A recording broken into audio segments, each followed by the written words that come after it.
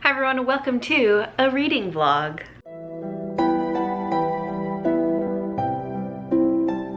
So we are back to do a reread of Son of the Shadows by Juliet Marillier, the second book in the Seven Water series. I really liked vlogging the first book, Daughter of the Forest. It was very fun. I really loved being able to just tell you all of my thoughts and feelings and reactions as we read. I'm gonna try to be a little more concise, but we'll see if I manage that because I always have a lot of thoughts and feelings about these books. But I really enjoyed doing that. I will link the spoiler vlog below as well as the spoiler-free review. I think I'm probably going to do the same thing for this book, where I am going to have this spoilery vlog and then have a spoiler-free review as well. So this is the warning that there will be spoilers in this. I'm going to just be talking about everything that's happening in this book. So if you don't want spoilers, there will be a spoiler-free review for you linked in the description that will go up at the same time as this vlog. But let's get into it. So this book is following a new character. We are following Leodin, who is the daughter of Sorka and Red from the first book. This is taking place, I think, like 18-ish years after the first book. So now Sorka and Red have 3 kids. Their oldest is Neeve. She is, I think, 17, 18. And then she has twins that are Leodin and Sean, who are 16. And since the first book, things have been relatively calm. There are always things going on, but when there are, you know, like war and things like that, never really penetrate into Seven Waters. And so Seven Waters itself has been fairly calm for the last, you know, 18-ish years.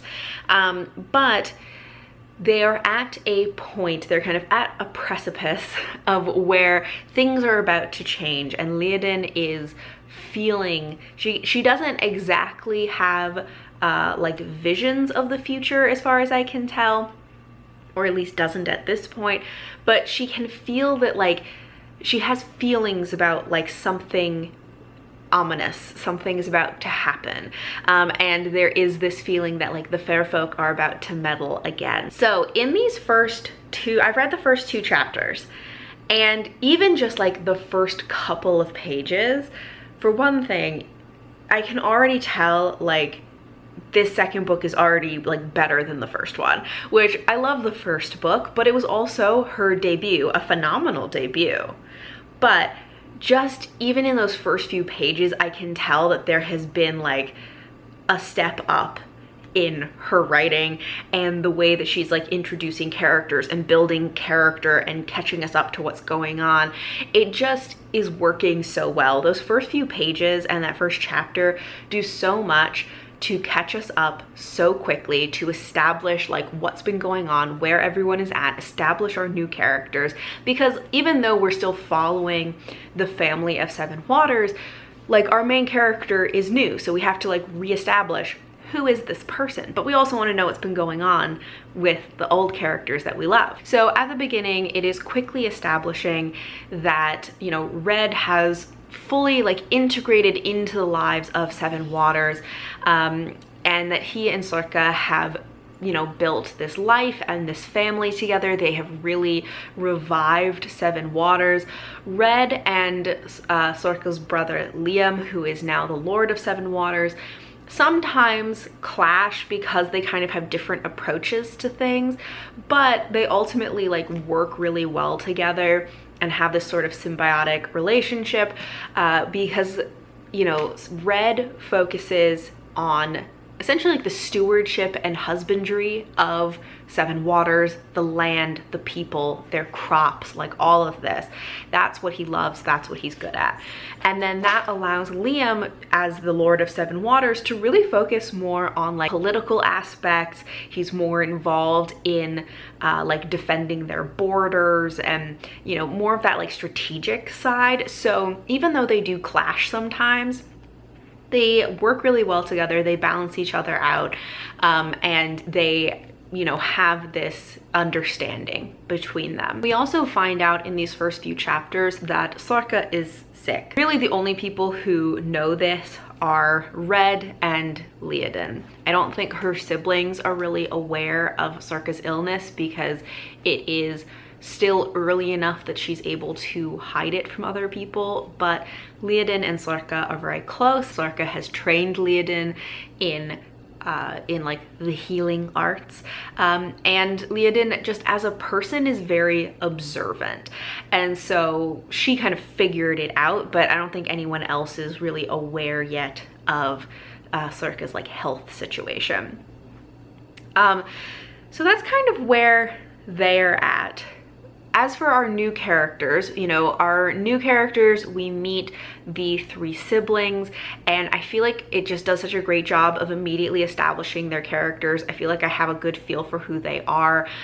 Neeve, the oldest sister, we know that she has a bit of a temper. She can lash out when she's upset, but in general, she is a well-meaning person.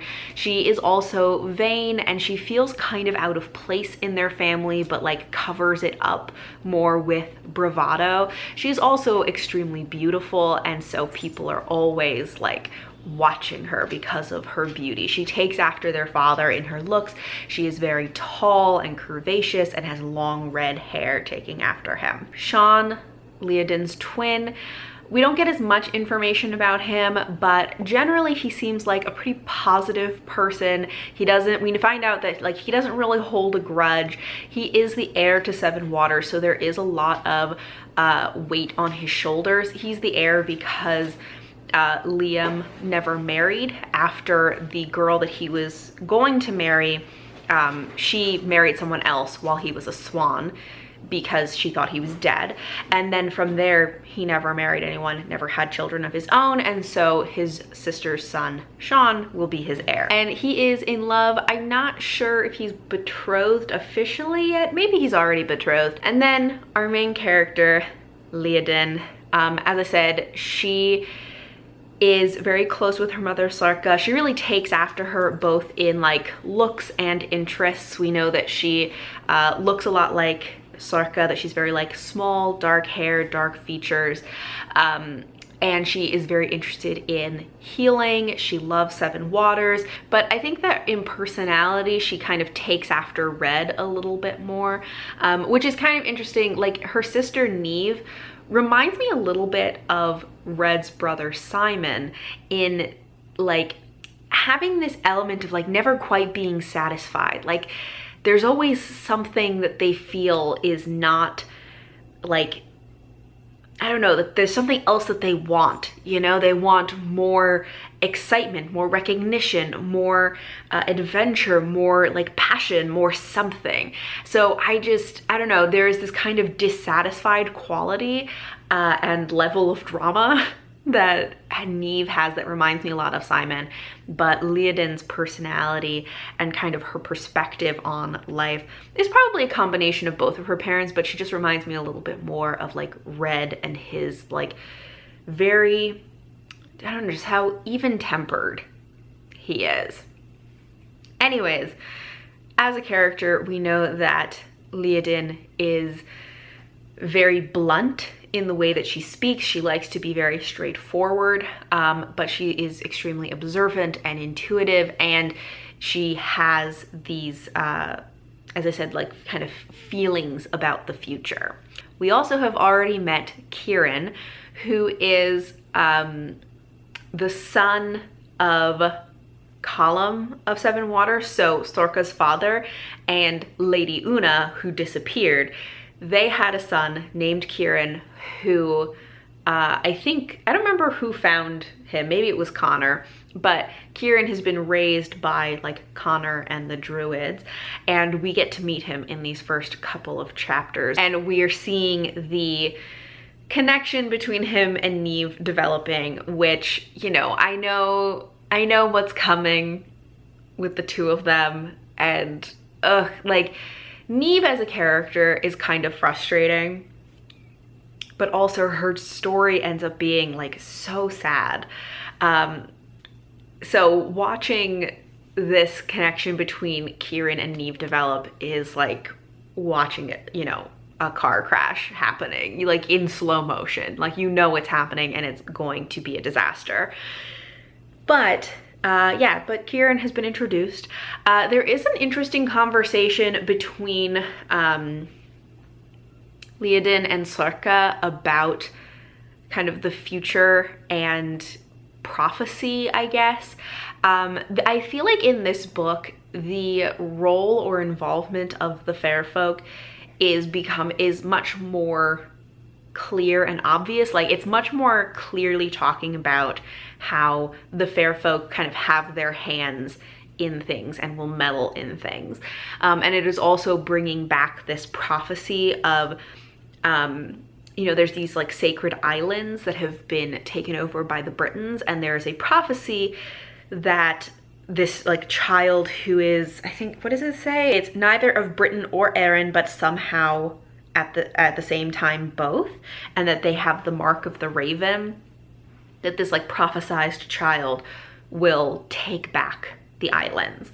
And that, I don't even remember, maybe they mentioned it briefly in the first book, but it like really wasn't prominent. And so they're really like bringing that back a lot more in the second book. And Sorka also has brought up like the vision that she had in the first book. I think she had the vision twice, of her future children. And in that vision, she saw Neeve, she saw Sean, and then there was this kind of like shadow child that is unseen kind of on the outskirts.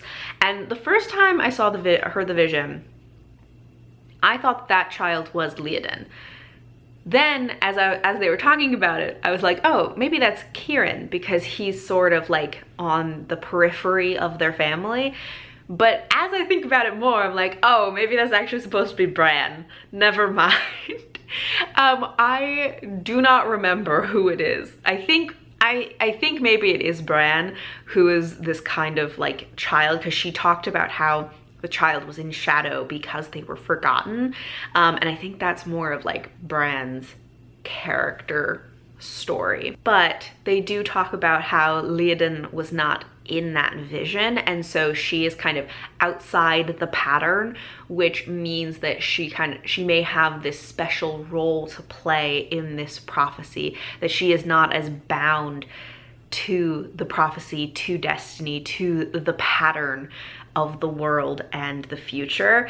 And so she's kind of a free agent, able to really impact and shape the future, which is interesting. Also, in these first two chapters, like at the end of the second chapter, we get Aemon, I think that's how you say his name, I don't really know, but we get Aemon proposing to Leodin, which he's just already has so many red flags. Like, I know what ends up happening with him, and ends up being terrible, but just at this very beginning point, I'm like, you're a real weird guy, and already red flags. Because like, the problem is not that he proposes to her in a really business-like way. Like, I mean, that's not very romantic, but like, fine. But there are just so many things, how like at one point he comments on how I think he talked to Red first about proposing to Leodin, and then Red said like, it's her choice. And so he makes this comment about like, your father gives you a lot of freedom, and she's like, oh, is that a problem? And he's like, my opinion of that depends on what your answer is. And like, that's not great. And then like he proposes, she essentially says like, my mom is dying, I can't deal with this right now, I also don't know how I feel, like, you're very intense and I don't necessarily feel the same, so I can give you an answer like later on. I have to take care of my family and my mom right now. Which he doesn't like, because he doesn't like not getting what he wants, he doesn't like being put off. And he keeps pushing her for some kind of answer.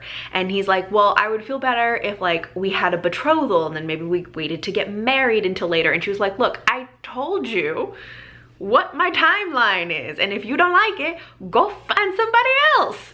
And like, it just already red flags that he is not accepting her answer. Like, she gave him her answer and she told him, if you don't like it, that's okay. Go find someone who's into whatever, like into your whole thing. And that's okay. Go do that. But he's like really set on her. And then the way their conversation ends is like, she's like, okay, well, you have to go home now. And he's like, it won't be a home until I see you standing on the doorstep with my child in your arms. And it's like, that is so intense, so fast. Like, oh my God, that's such a weird thing to say at this point. Because if you were in a scenario where he was talking to somebody who, like, they had a long standing like relationship and understanding between them, he knew that they felt that, like, she felt the same way, they were both like in love, whatever, that kind of comment would be fine probably. In this scenario where it's like, this is the first time they've talked about this, he proposed and she was clearly like, you know what, I don't know if I like you like that, so I have to think about this.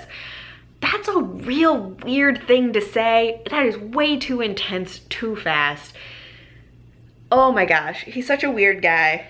Oh, also, I didn't even mention how, like, part of his proposal is telling her, like, I've admired you for a long time, since you were a child and way too young to be thinking about marriage.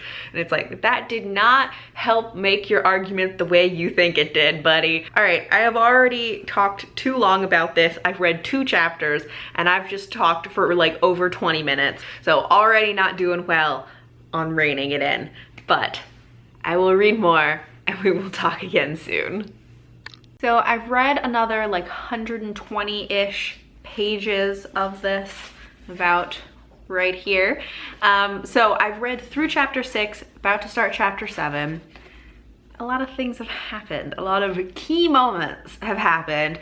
I was kind of dreading reading this part because at least the beginning of this is when everything, like, they find out about what's going on with Neeve and Kieran. Theoden accidentally, but probably guided by the fair folk, discovers her older sister Neeve sleeping with Kieran, who is the young druid, who we know, she doesn't know, but we know, is actually Neeve's uncle, which then kicks off them telling Neeve that she cannot have a relationship with Kieran and trying to marry her off as quickly as possible to a local, like, lord chieftain who had at one point, like, said that he was interested in marrying her, which of course she is devastated. She blames Leoden for finding them. She thinks that Leoden did it on purpose. Neeve gets married off to this guy who she does not want to marry, but in addition to that, like, I know from having read this before that he is terrible and he abuses her, and it's just like, I don't know, this whole situation with Neeve is always so sad. Like, as a person, she's really annoying. I don't like her as a person. She is very, like, annoying and self-centered and vain and, like, just a very just frustrating person. I think of the characters, like, a lot of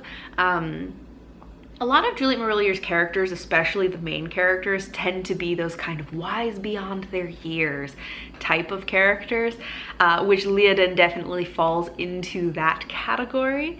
And Neeve is very much like a very, like, emotional, self-centered teen, not at all wise beyond her years. So, like, yes, she's a frustrating character, but she does not deserve the stuff that happens to her, and I always feel so bad for her.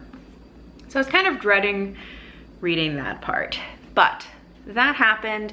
Leoden accompanies Neeve on her way, like, to her husband's house, like to her new husband's home, and then on her way back, Leoden is kidnapped by some of the Painted Men to try and save one of their comrades, who was a smith who has injured his arm. It was, like, crushed under something. And she doesn't really think that she can save him, but she wants to try. And their chief, who she then kind of gives the name Bran because she refuses to call him chief and he won't give her another name. So the chief, or Bran, has a very, like, antagonistic dynamic with her. He honestly, Bran, like, we know that he becomes the main love interest, right? But at the beginning, he kind of sucks. Like, he's very misogynist, very arrogant. He just sucks, you know? And that's just how it is. And like, he grows over the course of the book. And I'm kind of interested to see like how this pans out over the rest of the book, because something like misogyny, you know, it can be, people, obviously characters can grow from that, and so they definitely are developing like a hate to love kind of dynamic. They clearly have some kind of like other connection though, because she also is able to kind of like experience some of his nightmares, and so even from this very beginning we're getting inklings that he has this sort of like, there's a darker past to him that is informing like why he is the way he is. We love like a character with a tragic, dark backstory, you know. And that type of character doesn't always work for me, where it's like, well, he's kind of sucks, but like he had a sad childhood, so it's okay. Like, I don't love that, but from what I remember, I mean, I trust that Juliet Marillier does it well. From what I remember, I think that she does. But again, the details of it, I am interested to see like how that is handled, because that can be a character trope that doesn't always work for me. As their relationship develops and Bran starts to appreciate her more, because Leodin definitely proves herself to him. She proves that she is a very competent, capable, compassionate, you know, but also very practical person who is willing to, you know, get her hands dirty and do difficult things in order to help people. That all, like, I think really impresses him, and so he starts to rethink, like, maybe she's not a terrible, useless person like I think all women are. And so he does try to do these kind of like, you're not like other girls, and she's just like, no. Like, she's just like, I am like other girls because women are great, and there are plenty of women who are also smart and capable and competent and compassionate and just like good people. You just haven't either met them or had like taken the time to get to know that about them. So I kind of appreciate that he tries to do the like, not like other girls, and she's just like, no. Not true. And she also incorporates like storytelling as a way of highlighting that.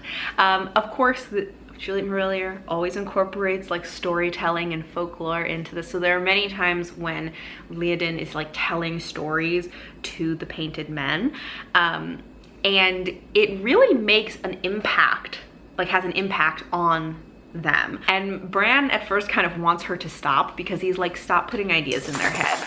Like, stories are too powerful. You know, you're giving them hope when they shouldn't have it.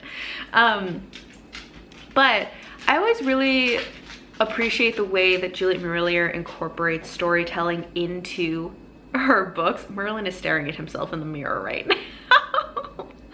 now.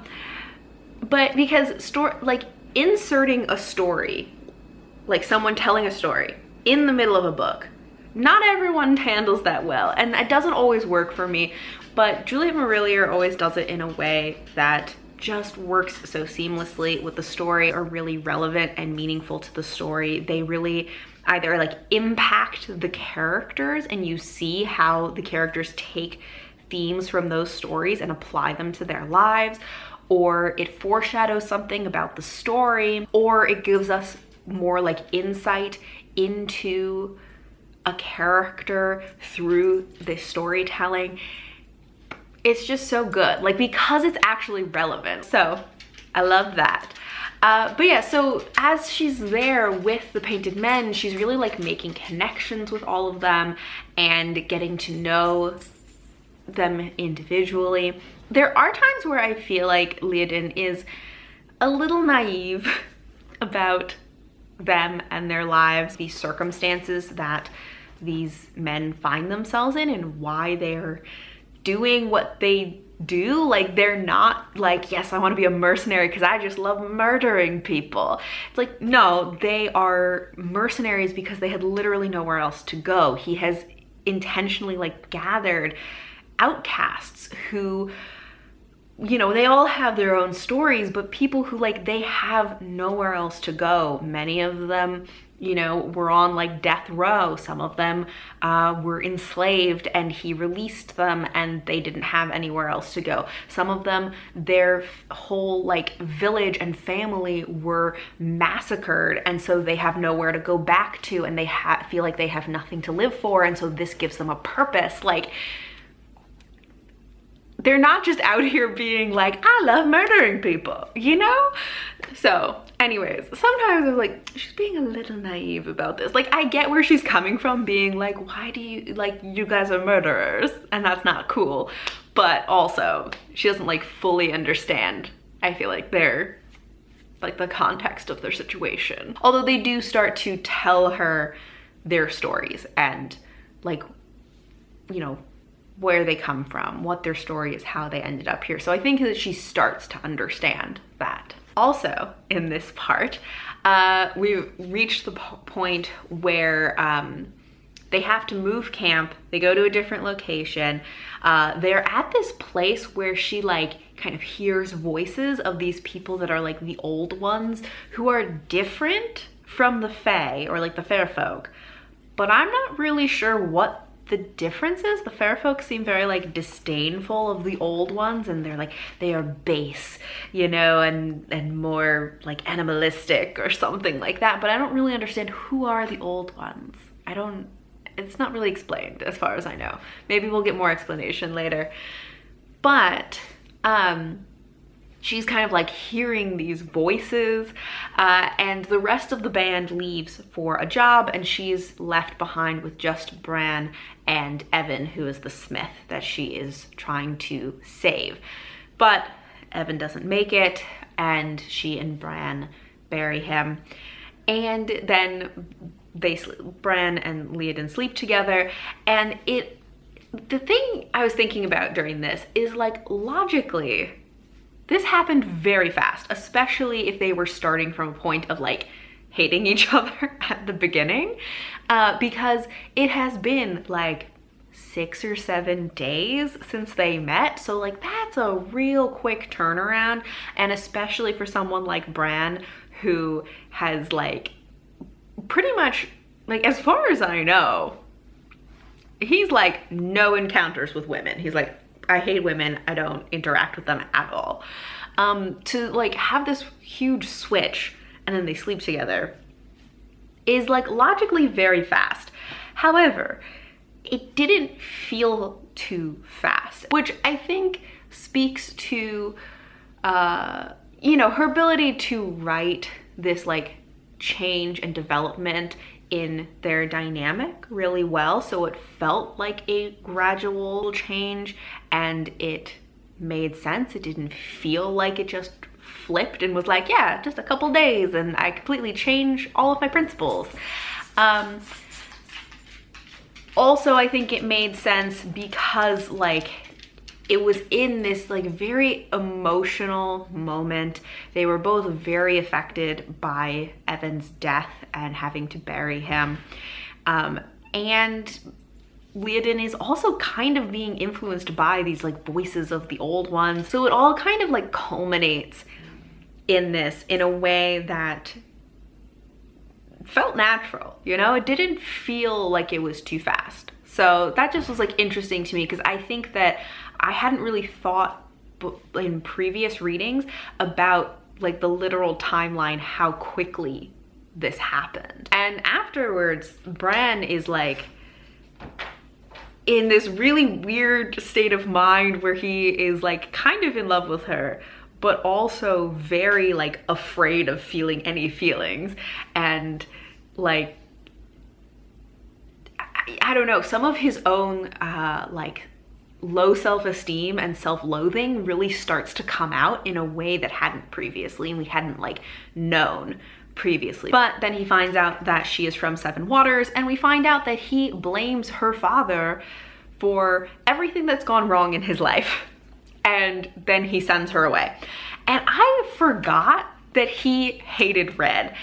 I had completely forgotten that there was any connection between Bran and Red. And so like now that's jogged my memory and I kind of remember where this is going, but that was just like a thing that had totally left my brain. I forgot that that was like part of the conflict. But so she's on her way back. A few things happen on her way back. She encounters the fair folk. She encounters like I think the Lady of the Forest, and then like I don't know if he has a name, like the Lord of the Forest? I don't know. We're pretty much like, you shouldn't have done any of this, and are telling her that she's like going down the wrong path, and like in life, not like literally, and that she should just stay at Seven Waters, and like, you know, the ways that she's kind of messing up like the way destiny is going, and that she should just like stay out of it essentially. And it is clear that really what they just want is more control over her, because she is outside the pattern. She's sort of this like extra variable that they don't have control over, and they want control over her. But also like knowing what happens, at least like the broad strokes in my memory, and some of the things that they were saying about how they're trying to shape the future and what is and is not meant to be. And I'm just like, you're literally just wrong. It just is interesting to like have that perspective as I see them trying to control and manipulate the situation. Also on the way back, she encounters one of the painted men who she had been particularly close with, named Dog, and he is killed. I don't know exactly what the situation is, but she comes across him on the road, and he's in the middle of a fight, and she can't do anything to help him, so she just sort of watches him die, and it's just really sad because he was such a sweet character. And then yeah, she is heading home. She calls out to her brother, and he and Aemon come to pick her up. There are a couple, one big question on her mind is kind of like what is going to happen to her, because she has been gone for like a week, unsupervised. You know, essentially like, are they going to treat her the way that they treated Neeve? Are they going to just either hide her away or marry her off as quickly as possible? Like, what's going to be her fate? However, she doesn't really know that part of the situation with Neeve is that she's related to Kieran. So her situation is a little bit different. Well, it's a lot of it different in a lot of ways. Anyways, but also one of the things I thought was really interesting is that when Sean and Aemon come to get her, their different reactions to seeing her. There's this little indication that Marillier like writes in there about their character, because Leodin is wearing like an old shirt as a dress. She has Bran's coat on. She's on a horse that he gave her, but she also is like covered in blood, and she, you know, looks tired and worn and all of this.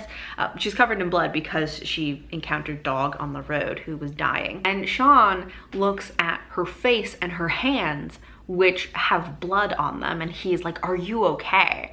And she can tell that Aemon is looking at the fact that she's wearing a man's coat and she's on an unfamiliar horse. And you can just like see that her brother Sean cares about her as a person. Is she safe? Is she okay? Is this blood hers? And Aemon is concerned with the fact that she's wearing another man's coat and that somebody gave her a horse, because he doesn't care about her. He cares about her as an object that he can possess, and some other man has clearly, like, if not like claimed her, has given her thing, which he is not happy about. And again, just which is a great little like indication of his character and why he's the worst. Of course, Sean continues to be annoying and very like, you have to tell us where you've been because it's a matter of honor. We have to avenge you. Oh, sorry. Which like, this happened with the situation with Neeve also. He is too concerned with honor. It's a problem. Like, Sean really needs to just cool it and stay in his lane and not care about honor so much. And like, he's just making things worse. You know, in these books, brothers, you know, our main characters, they love them, but also they're really annoying. Anyways, I will stop there for now. I do have some more things that I want to say about Liadin and just her as a character and her in comparison to Sorka as a main character. But I have been talking for like half an hour and we're gonna have to do that another time. So I will talk to you later. Hello, so I have made some more progress on Son of the Shadows. I read another, I think, 4 chapters, which was like 140-ish pages. I feel like this one is really like flying by in comparison to rereading the first book. And I think part of that is because when I was rereading the first book, I was like kind of using it to come out of a reading slump, and so my reading in general was a lot slower. But also I feel like the pacing in this is a lot better. So in these 4 chapters, we had some very like key moments, but also things I don't have quite as much to say about. So hopefully this will be a bit of a quicker update. But in this section, Liadin goes home. She finds out that she's pregnant. She tells everybody, or she tells a few people, and then they kind of spread the word. However, I did not understand why, of all people, she told Eamon first. I mean, she tells Sorka, her mom, first, but that's mostly because Sorka like figures it out. But then after that, before she tells Red, she tells Eamon, which like, why? I mean, I guess it's because she's like kind of afraid to tell her dad because of how he treated Neeve. But still, it just was like baffling to me that she told Eamon before him. Of course, Eamon's reaction to that was was classic Eamon. Some of his first reactions were, "Who has taken what is mine?" And also, "This child should have been mine." So yeah, classic Eamon, still being terrible. Anyways, he just continues to be so possessive and weird and intense and like really needs to like take a hint, back off. But when she tells Red, he does react better to like the news than she expected, and then how he reacted to Neve's situation. However, they're still keeping secrets as to like why they reacted the way they did with Neeve, which like I really feel like I get why they're keeping these secrets in their minds, but I'm like, this is clearly the wrong choice. Like, this has caused so much trouble. You really just need to tell people, at least like a few people like Neeve and Liadin, why there was this huge freak out about this. Because Neeve now thinks that her whole family hates her. This is a whole other thing that we find out during this time, because Neeve and her new husband come to Seven Waters to visit, and Neeve is like very changed. She, like, her personality is changed. She's lost like her shine and her joy. She seems just like a totally different person. She also looks very different. She looks kind of sickly in comparison to how like vibrant she was before, and she really like won't talk to anybody. Neeve and Liadin then go to visit Eamon's like home, which is essentially like a fortress. While he's not there, they're staying with his sister, and I don't really understand. Maybe I missed something that I was like, I don't understand why they are going to this other person's house, but whatever. They go to stay there, and Leodin finds out, because they're forced to share a room, Leodin finds out that Neve's husband is abusing her, and really becomes fully aware of like how like depressed Neeve is. Part of this is also because before this, when they were still in Seven Waters, Connor took Leodin up to this like magic pool where she actually gets to see Finbar. So Finbar still is alive. He still has this one swan wing, so he can't really integrate back into like human society. So he sort of lives in this like liminal space, but he starts to try and teach her about sort of these like mind powers that she has, where it's not just seeing the future, but it is being able to kind of heal people's minds, which is something that Finbar also was able to do. He did it for Sorka after she was assaulted. He did it for his father when they came home, and his mind had kind of been broken by Lady Una. And so he's teaching or at least telling Leodin about this. And so when she is with Neeve, she's able to start using some of these abilities to like slip into Neve's mind and really understand what she has gone through, how she is feeling, how isolated she feels, how much she feels like her own family has abandoned her and hates her. And Leodin is able to kind of experience this and then also use some of her abilities. Merlin is digging at his dog bed if you hear like a weird sound, but use some of her abilities to try and ease Neve's mind. She also tells Neeve essentially that Leodin is like, I'm gonna get you out of here. You don't have to go back to living with your husband, but also Neeve doesn't want Leodin to tell their family what has happened because she, you know, I don't know, she is in this like place in her mind where she's like, it's just gonna be another failure for me and I've failed at everything. She's just in a really like dark place. And so Leodin has to find another way for her to get out. She finds eventually a secret passage out of this fortress, and then Bran comes to find her. And he finds her, I think because there was one point earlier where she'd kind of like called out to him with her mind, and he had heard her, and then one of, you know, some of his people had seen her kind of coming in and out of this like secret passage. And so he comes to kind of check out like, what is she doing? And he offers to help. And she's like, I can't afford your services. And he is like, the price is your trust in me. There are a couple of things where like, there's one point where he says something about like, oh, I'm surprised you care about what happens to me. And she's like, you're the one who changed things between us.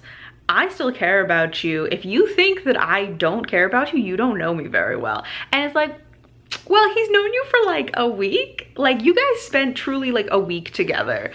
So him not knowing you that well is not like the wildest concept.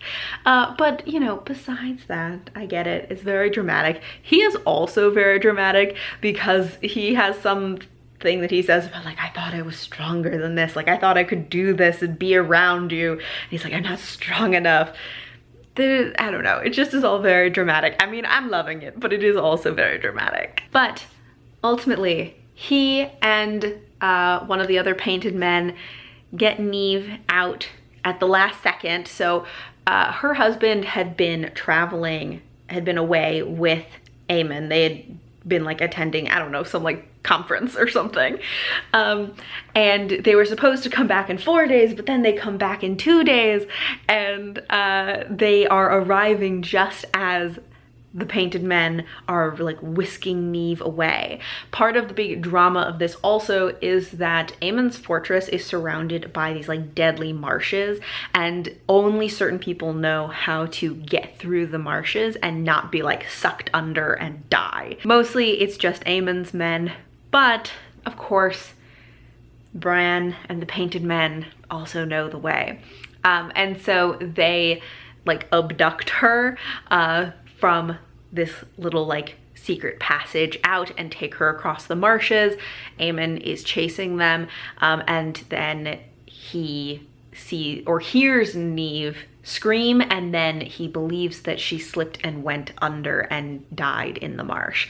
But Liadin promised her trust, and so she is waiting to hear from Bran what exactly happened, but like she has to believe that he actually saved her sister and did not let her die.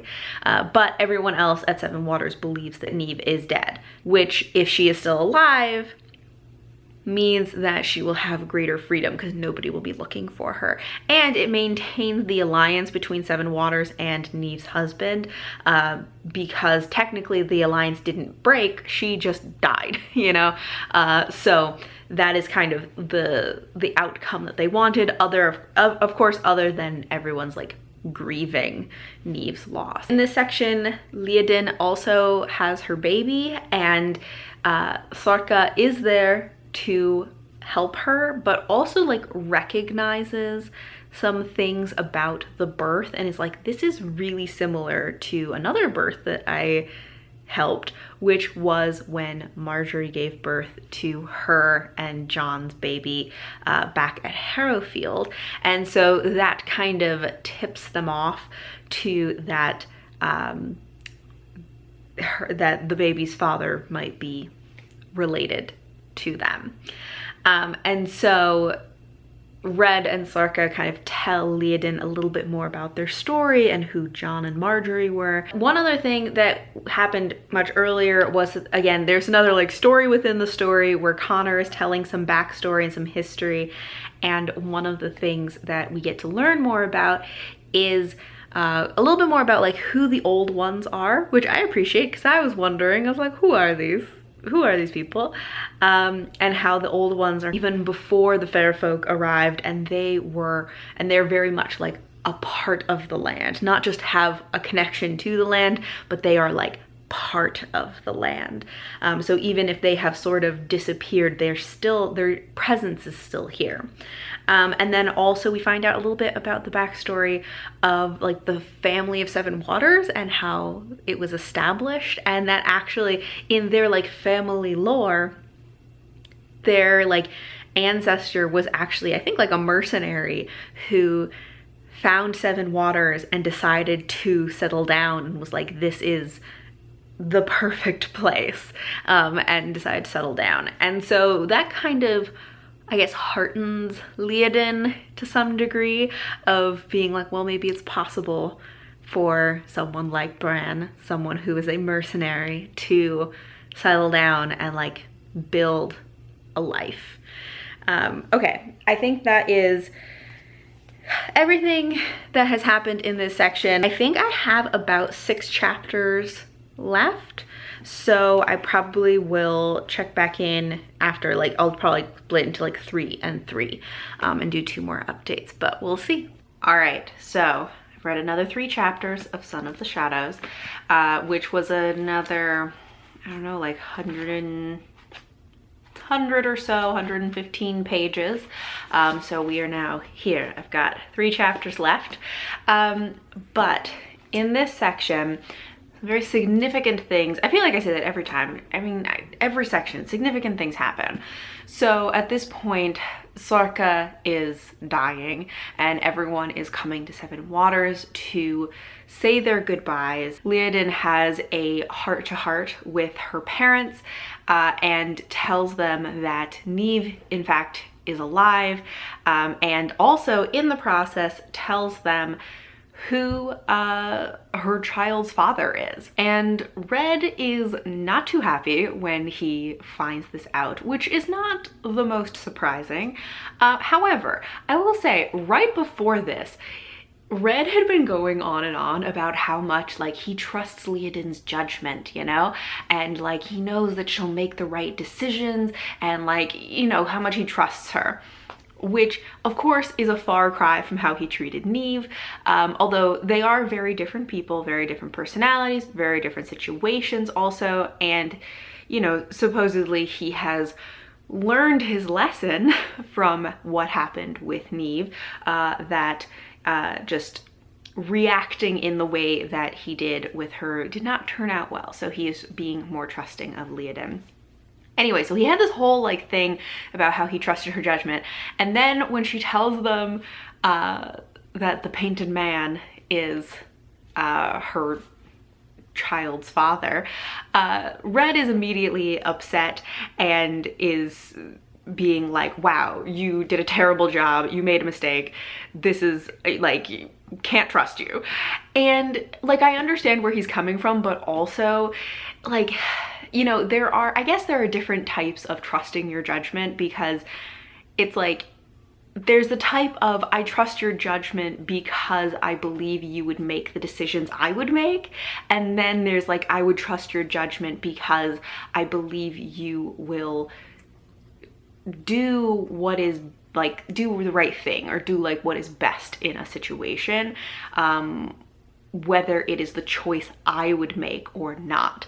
And he definitely, I guess, is leaning towards more of the like, I trust your judgment as long as it aligns with my choices, whereas Sorka is more like, she just has faith in Leodin that like, this is going to turn out right. The choices that Leodin is making is correct, even if they don't understand why at the moment. Sorka then tells Red that he should go back to Harrowfield in Britain and find out what happened to John and Marjorie's child, because if Bran is the child of their friends, then what happened to turn him into the person that he is today? Because, you know, Marjorie would have raised him wonderfully, and so something must have happened. Red is initially upset about this because he feels like they're saying that once Sorka is gone, he doesn't belong at Seven Waters anymore, and he's kind of being sent away. But really, like, solves, you know, it serves multiple purposes. One is to truly just find out what happened to John and Marjorie's son, and if that is Bran, what his backstory is, but also it gives Red something to do, because, you know, when Sorka is gone, he's going to be lost, and so it gives him a purpose. Anyway, so that is happening. As I said, people are coming to Seven Waters to say their goodbyes. All of her remaining siblings make their way to Seven Waters. Even Finbar comes to Seven Waters. What was his name? Patrick, who was always the brother that was like an inventor, comes back, and he's like a pirate now. He's got like a parrot on his shoulder, like he's gone full pirate, which is very funny, and I would love to know more about his whole situation. Aemon also shows up, and Aemon is like saying how he's gonna go like pay his respects to Sorka, and is like promising vengeance and stuff for what happened to Neeve, which like, I don't know. I get that he's upset about it, but it's like, this is not the time. And Leodin tells him like, you know what? This is not the moment for like swearing vengeance. This is a moment for just like being close and like all of that. We're not getting into the whole vengeance situation. And Aemon is pretty much like, it's always time for vengeance. And like, this is one of those times again where like, it is clear that Aemon just does not actually value Leodin. Like, he says how much he respects her and values her, but then when she tells him like even about her own family, their own like grieving in this moment, and she's like, look, this is not the appropriate moment for you to focus on your own vengeance.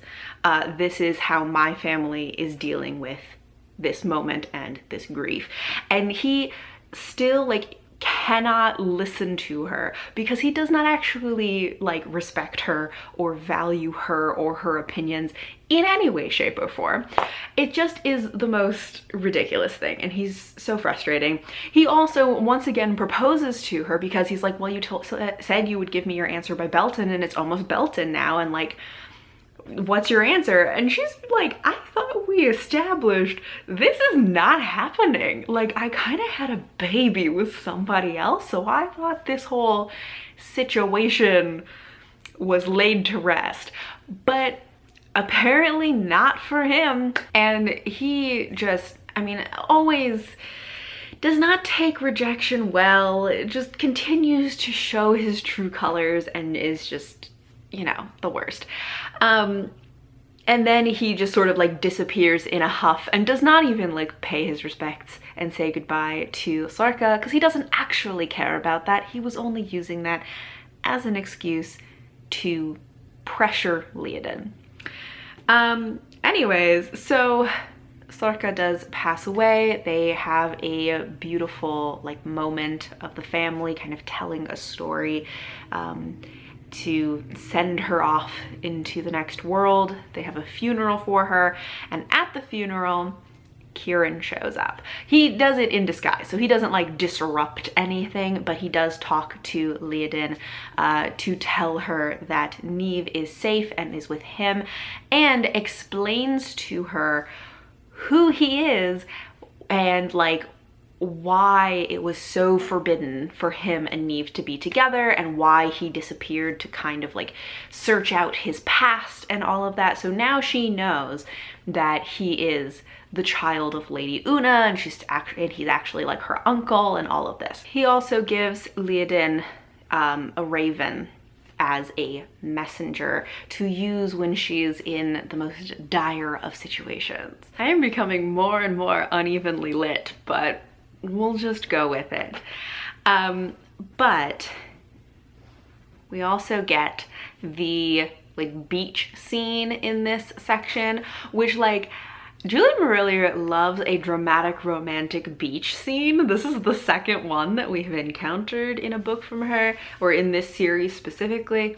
But Leodin has taken Johnny, her baby, down to the beach, and they're just having a little beach day, and then Bran shows up.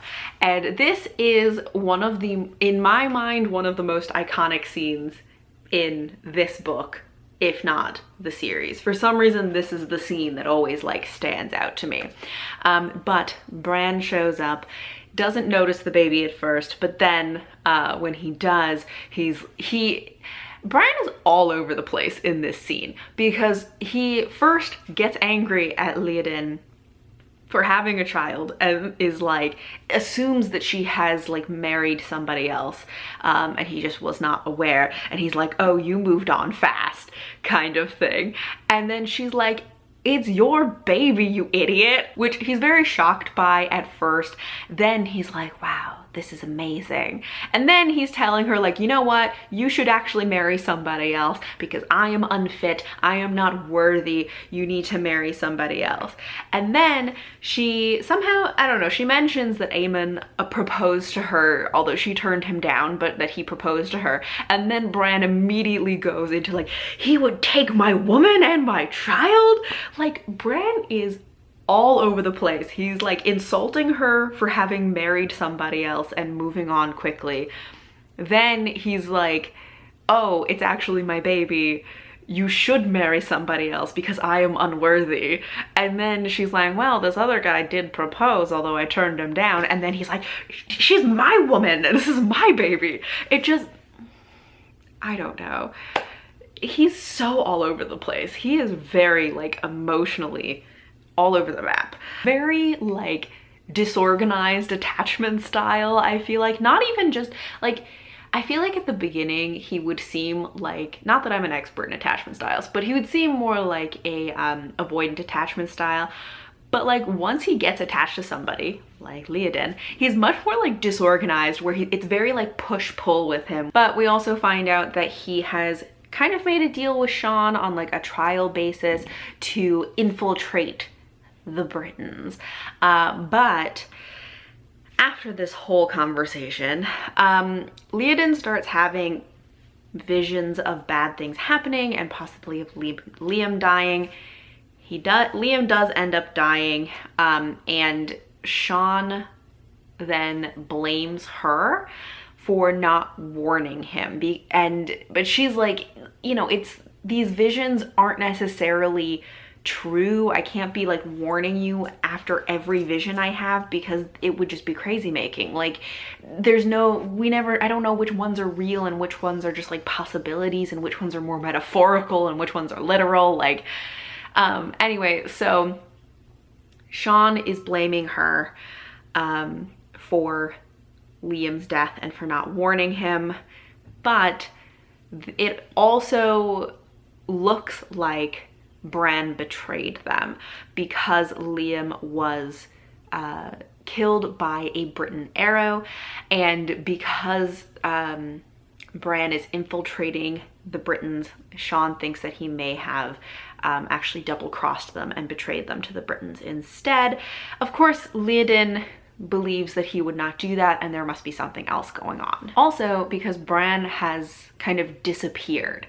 And so Léoden goes to Finbar for a vision, and she sees like a very realistic vision of Bran that he is captured by Aemon and that Aemon is torturing him.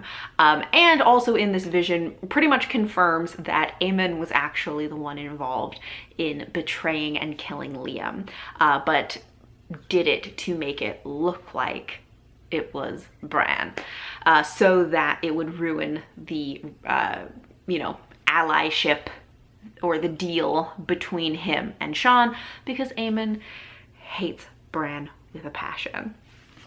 But there are also, in this whole like vision, Aemon also is just like saying terrible stuff about Léoden, and Bran is defending her and being like, don't you ever speak about her like that.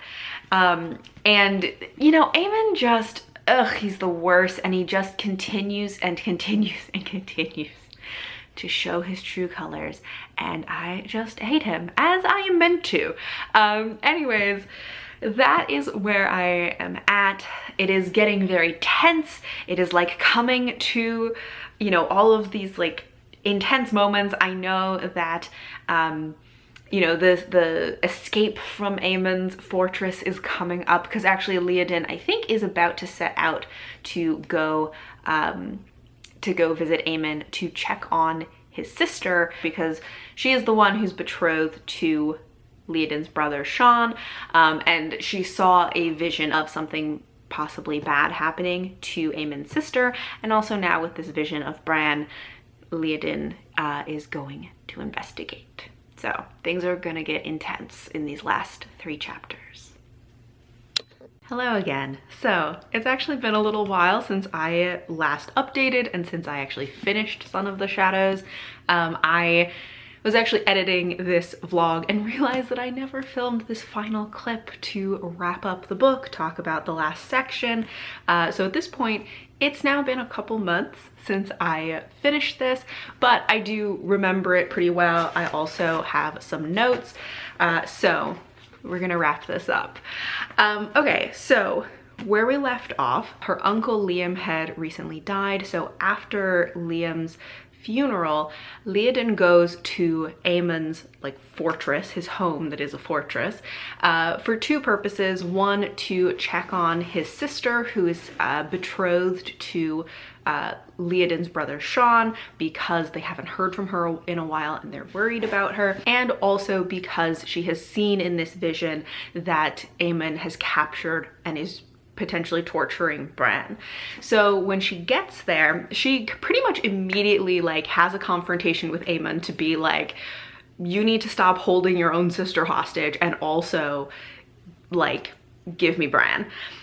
Which he almost immediately like confesses to, or not confesses to, like he's like, yeah, I have him, and like I'm gonna keep him. So he has Bran and also Gull, who is, I don't know if I've mentioned Gull before now, but he's kind of Bran's like second in command. And so Léoden is kind of negotiating with him and essentially threatening to expose him and expose the fact that Aemon is the one who betrayed them and caused Liam's death, and that information would of course ruin his life and all of his like, you know, alliances and all of that because he betrayed them all. And so she does have some degree of leverage. He also has leverage just in the fact that he has Bran and is torturing him. And so they're sort of negotiating about this, as Aemon is of course just being the worst and is, you know, going on about how like worthless Bran is and how he's like enjoying torturing him and all of this. Leodin is like, what is wrong with you? And Aemon, once again, just like he's so terrible. His response essentially is like, one, he's like, well, I don't understand why you would have chosen Bran when you could have had me. And then also he's like, this is your fault because, you know, you should have just accepted me and married me, and if you don't like who I've become, it is like you have your own self to blame. Like, it's her fault that he's become like a betrayer and a torturer. Like, oh my god, it's just wild. And then as she is like negotiating for this and like threatening to expose the stuff that he's done, he is somehow like shocked that he's like, I can't believe you've become this person, you're a monster. And it's just like, oh my, like, who's the monster in this situation? And she's like, excuse me, you're the monster. And it just is like wild to me. Like, it's wild that there are people who are like this in the world somehow, but that he is like, well, nothing is my fault, you know? All of my bad actions, not my fault. It's all on you. So the fact that she didn't want to marry him then is her fault, that he like betrayed his allies, that he's capturing and torturing people, like doing all of these horrible things. And then it also is her fault that like somehow the fact that she's like, don't do this, and I'm going to try and stop you. And not even that she's gonna like do anything bad to him, but that she's just going to expose the things that he's done.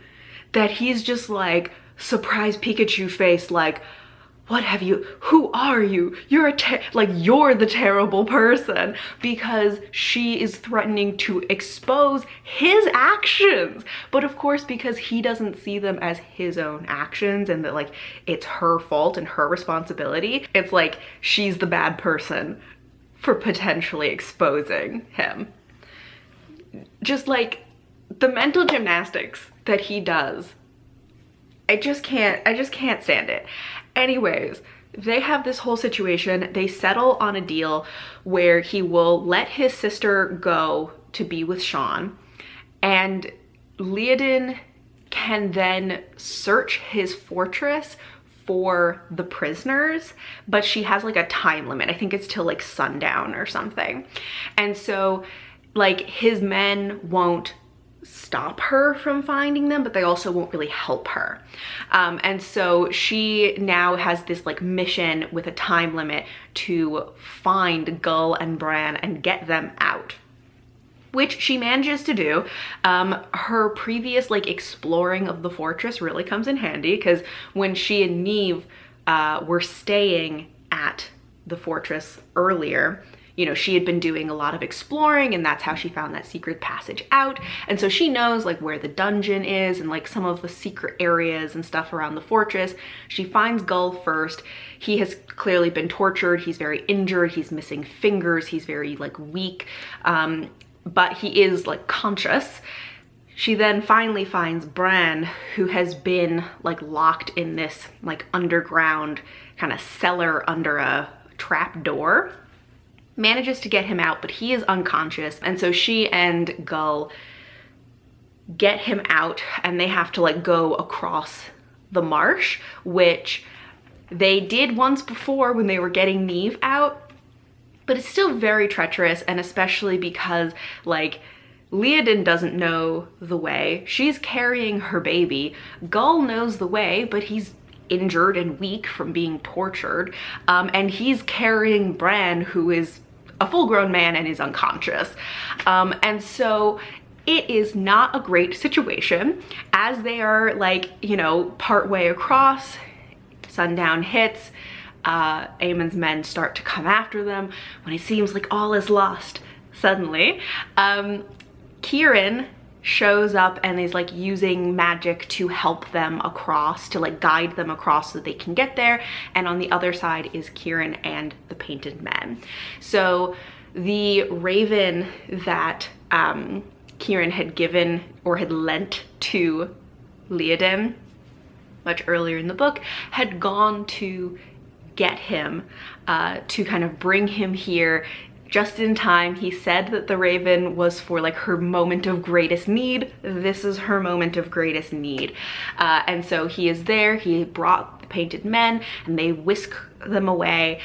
She does get a chance to briefly talk to Kieran. Essentially, he just tells her, you know, that Neeve is with him and she is safe, and then he needs to get back to her to make sure that she's okay. But now she's with the painted men and they are taking care of her, and they bring them, I think they bring them back to that cave where they had taken care of the smith who was injured at the very beginning. And this has like significance, this place has significance partially because like the old ones are very present there and can like speak to her. So there's like magic in that place, but it is also meaningful to them because that is where Leodin and Bran first like got together. So they go back there and she is trying to revive Bran and bring him back. Everyone pretty much is telling her that she should probably give up. Like, all of the painted men, as much as they love Bran, are like, he would call for the knife. He himself would say like, this person is not coming back, we should just let them go. The lady of the forest shows up and is also like, you should just let him die. And you know, Leodin is like, no, we're fighting this out. Like, I am going to bring him back. Because of their like special connection, she can hear his thoughts and like his dreams, and she can kind of experience some of his like nightmares. And so we're getting these like flashbacks from his childhood because he's having these kind of like PTSD flashbacks from being like locked in this small dark space, because that is what happened to him as a child. So we're getting like bits and pieces, but because she knows that, you know, even though he is unconscious, his mind is still there and he's still like kind of aware of the world around him. They do this thing where she has all of the painted men come and sit around him and tell stories of Bran, of like tales of the painted man.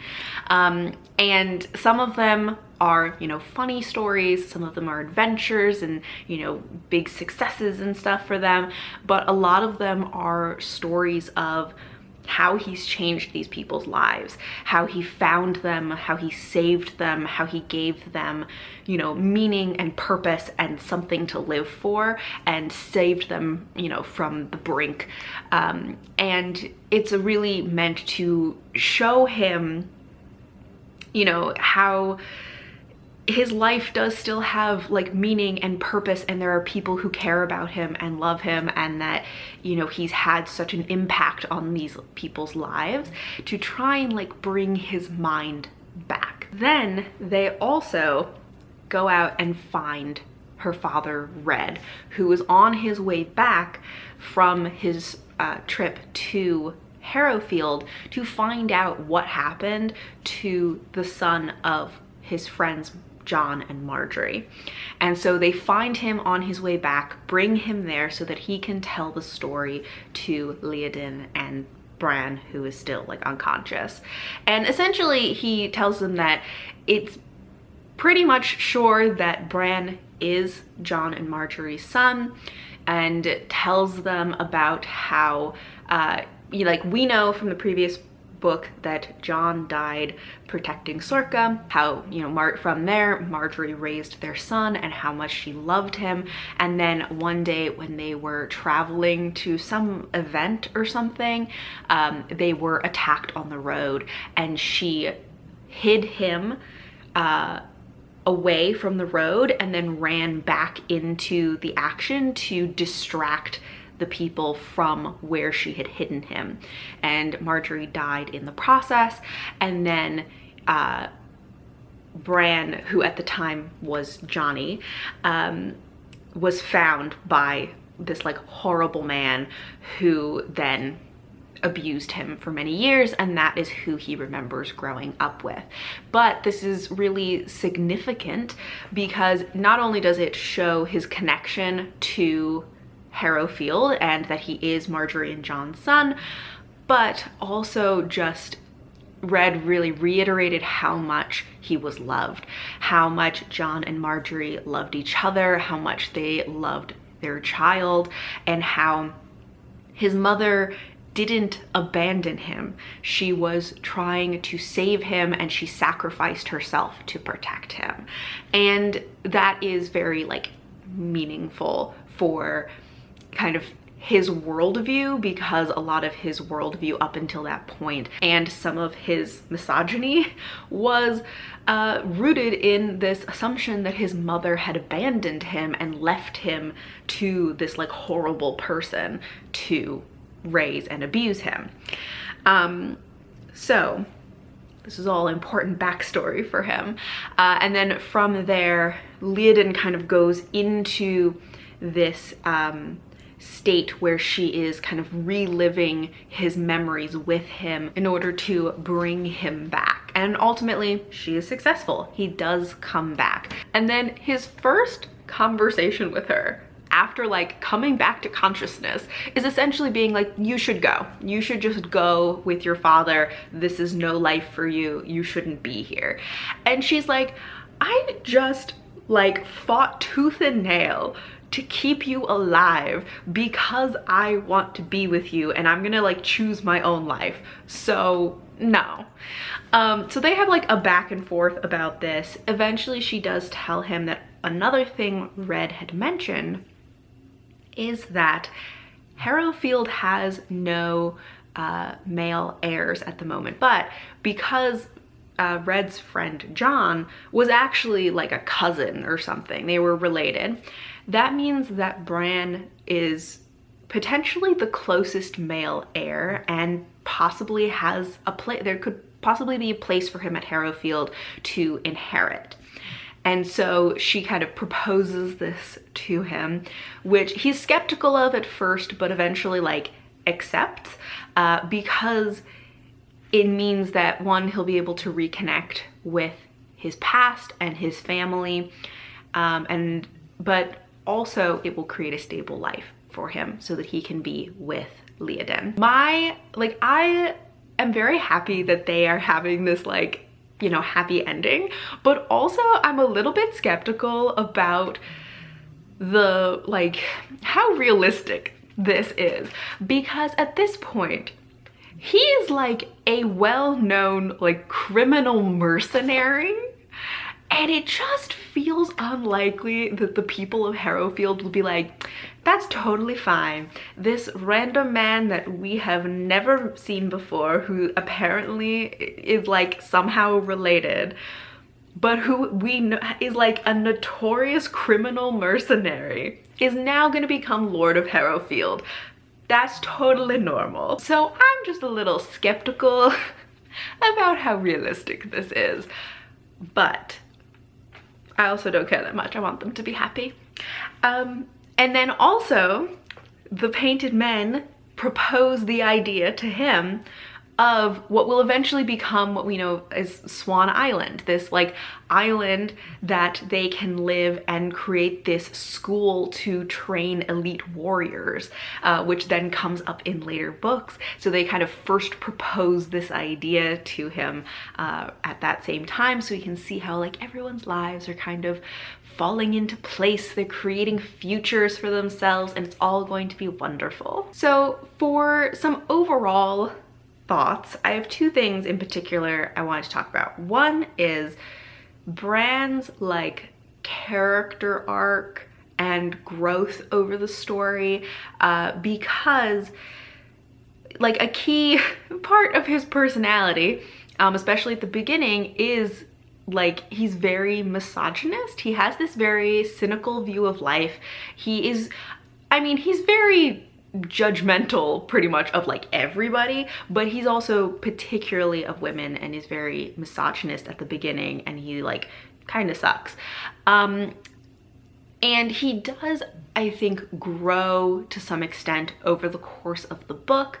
However, I feel like there are things that could have made that growth better, at least for me. I think there's a big difference between characters who have growth if they have some kind of prejudice, whether it's like misogyny or something like that, in stories where this growth comes from getting to know different people and learning to respect them as like human beings worthy of respect, even when you get nothing out of it. Like, you're not getting any benefit from having this relationship or this respect for them as a person, versus a situation where they are viewing one person as kind of the exception to the rule, and in many cases that one exception is because they have a romantic interest in that person, so they have a benefit for kind of accepting that this person is a worthy human being. And in this particular instance, him treating Leodin as an exception is also under very particular parameters, where she not only has to prove herself in terms of being like a competent and compassionate person, but also that she has to kind of withhold her emotions, that she will not, like, she can't let herself show too much emotion in front of him. She can't let herself cry in front of him, because that will give him an opening to accuse her of being manipulative. Like, those are not great conditions. And I think that they limit the amount of like authentic change that he has, because viewing one romantic interest as an exception under specific parameters that you control is not the same as truly learning a lesson about this group of people that you've been prejudiced against. So I don't love that. I think the way his arc is done, it feels genuine for him. I do think that based on where he starts, the amount of change he is able to accomplish does feel genuine for him. The way that it doesn't like completely change the type of person he is. He is still a very like judgmental person. So it feels genuine for him, but it doesn't feel like a deeply authentic change. So that is kind of one quibble that I have with this. I think that if we continued to follow these characters, I would want to see a more holistic change for him. But the next book will move on to a different character, so we may not get to see that. The other thing I wanted to talk about was just that there's, you know, I was thinking a lot during this book about the difference between Leodin as a main character and Sorka as a main character, because I think in previous readings, I've always kind of thought of them as being essentially the same character. Like, they're being very, very similar. And I think that makes sense. They have a lot of similarities. I think the other characters in the books kind of drive home like how similar they are. They look similar, they're both healers, they have similar interests, they are very close, you know, it makes sense that they have a lot of similarities. But I think that there are also a lot of differences in their characters. And I think part of that has to do with like the type of story that's being told in each of their books, because they are up against different challenges, which then bring out different aspects of their personalities. But I think they also kind of inherently have different personalities and characters. And so it was interesting to me to just see that really come out, because I've always thought of them as being like essentially a copy paste of like the same character in book 1 and book 2. But I think that like Sarka, for one thing, we start out with Sarka when she's much younger. I think she's like 12 or something when we start the book, and it spans a much larger period of time between her being like 11 or 12 to being like 16 or something like that. But Sarka seems like a more reserved character, I think. And I'm not just saying that because she doesn't speak for most of the book. It just, even before the point where, before, you know, she starts her trial, she does still, you know, break the rules and things, but she just feels like a more reserved character. Maybe that's also just because she is younger. But she also, I think, she has less of a like fiery personality than Leodin does. And I wouldn't necessarily consider Leodin like the most fiery character ever, but she has a little more like chutzpah to her, you know?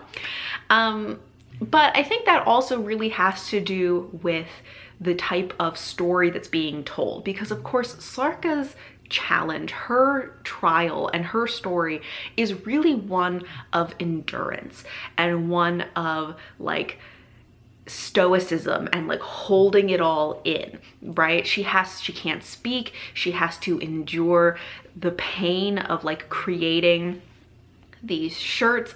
She cannot, you know, reach her brothers. She just kind of has to endure and do this task while she is waiting for them. And it feels like in a lot of instances, like things are happening to her, because she, in most cases, is not like actively going out and doing things so much as she's kind of hunkering down and trying to accomplish this one task. She also is much more like buffeted, I think, by the like the Lady of the Forest and their control over her and her destiny.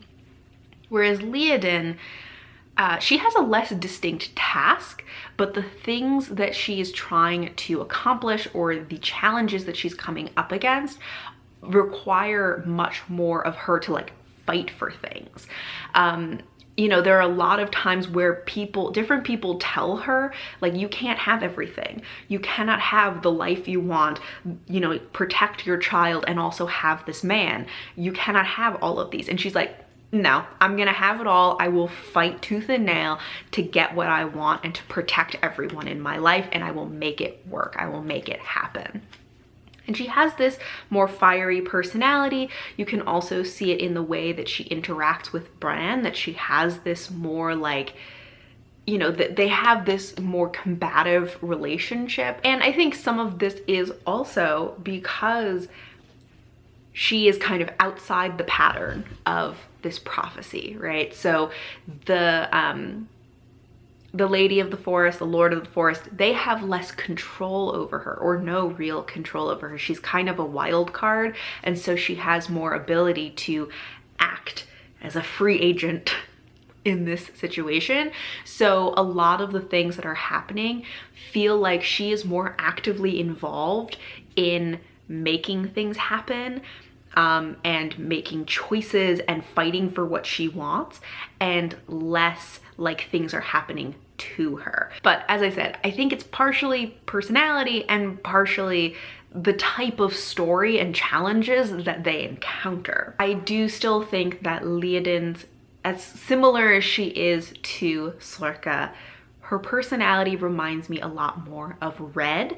That Red has this feel, he's very like principled in a way. Like he has principles that he really lives by and will take action for. And not that Sorka doesn't, but she has this much more like easygoing kind of philosophical approach to things, maybe. And maybe I'm a little biased because it's been a while, you know, now it's been a couple months since I read the first book, and I'm sort of basing this off of like what Sorka was like in this second book as an adult, as a parent, and also as someone who is, you know, at the end of her life. So maybe that's not a perfect comparison, but I do feel like Leodin has this kind of principled aspect to her personality, that she is more like stubborn for certain things, that just reminds me of Red. Anyways, I would love to know what you think of like Leodin and Sorka and how they may be similar or different. I just think it's very interesting to compare the two because they are compared so often. I really enjoyed rereading this. I think once again, if I was giving this a more objective rating, maybe I would give it like a 4.5 stars. I do think that Bran's kind of story arc does knock it down a tiny bit for me, because I do wish that he had something that felt like a deeper, more authentic change, as opposed to this kind of like you're the exception kind of change of heart when it comes to his opinions of women. But overall, it's such a great book. I had so much fun reading this. I love these characters, and I feel like you can really see in the pacing a big improvement from the first book. So I think, again, personal rating, 5 out of 5 stars. Maybe a slightly more objective rating would be like a 4.5 to improve Bran's character arc. But I would love to know your opinions of this book, your experiences with it. Let me know in the comments. I would love to chat with you all about it. But thank you all for watching, and until next time, bye.